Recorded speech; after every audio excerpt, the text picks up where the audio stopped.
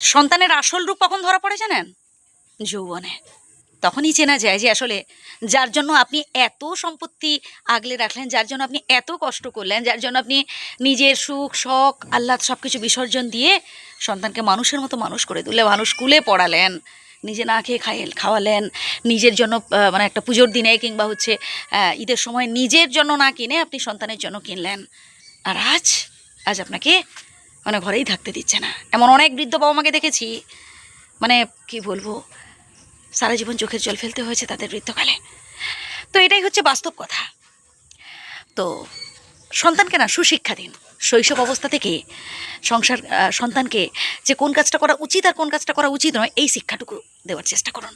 তবেই দেখবেন পরবর্তীকালে আমাদের চোখের জল ফেলতে হবে না। সন্তানকে কর্ম করতে শেখান। এমনটা ভাববেন না যে আমি এত কষ্ট করে এই জায়গায় এসেছি আর আমার সন্তান বসে বসে খাবে, আমার সন্তান ভোগ করবে। আজ আপনি ঝগড়াঝাটি করছেন আত্মীয় স্বজন প্রতিবেশী এদের সাথে, কারণ আপনার সন্তান ভোগ করবে, পরবর্তীকালে আপনার সন্তানের হবে। আরে ভাই, সেই সন্তানই তো আপনাকে বাড়ি থেকে বের করে দেবে। সেই সন্তানই দেখবেন একটা সময় তার আসল রূপ দেখাবে, আর আপনি তখন চোখের জল ফেলবেন। তাই সন্তানকে সুশিক্ষা দিন, সন্তানের হাত দিয়েই দান ধ্যান করতে শেখান। এবং যদি সন্তান ভুল করে না, তাকে শেখান যে না বাবা, এই কাজটা করা তোমার ঠিক হয়নি, তুমি কাজটা কেন করছো। অবশ্যই বলুন। সন্তানের ভুলগুলোকে আগলে রাখার চেষ্টা করবে না। আজ হয়তো আপনি সন্তানের ভুলগুলোকে আগলে রাখছেন, একটা সময় দেখবেন এর জন্য আপনাকে অনুতাপ করতে হবে যে হায় রে, কেন সুশিক্ষা দিলাম না। আর শেষে দেখবেন রাখালের মাসির মতো দশা হবে। সুশিক্ষা দিন সন্তানকে।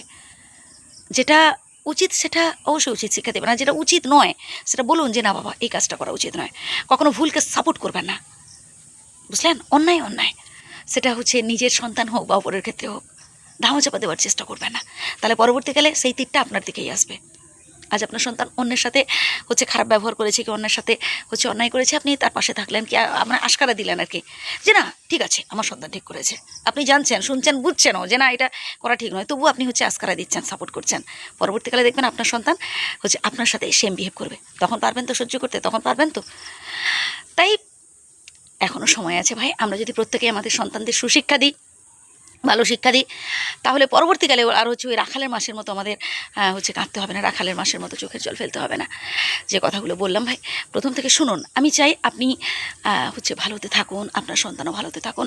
আসলে আমরা একটু না হচ্ছে বাবা মায়েরা একটু ভুল করে ফেলি, মানে সন্তানের ভুলগুলোকে আগলে রাখার চেষ্টা করি, হচ্ছে সন্তানকে মানে অতিরিক্ত হচ্ছে মানে ভরসা করে ফেলি, বা অতিরিক্ত আবেগের বশে আমরা এমন অনেক কিছু কাজ করবো। আচ্ছা, এর সাথে আরেকটা কথা বলবো, যেটা হচ্ছে আমরা যদি সন্তানের সামনে হচ্ছে বড়দের সাথে খারাপ আচরণ করি, শ্বশুর শাশুড়ি কিংবা বৃদ্ধ বাবা মা, তাদের সাথে যদি খারাপ আচরণ করি, তাহলে একটা সময় আমাদের সন্তানও আমাদের সাথে খারাপ আচরণ করবে।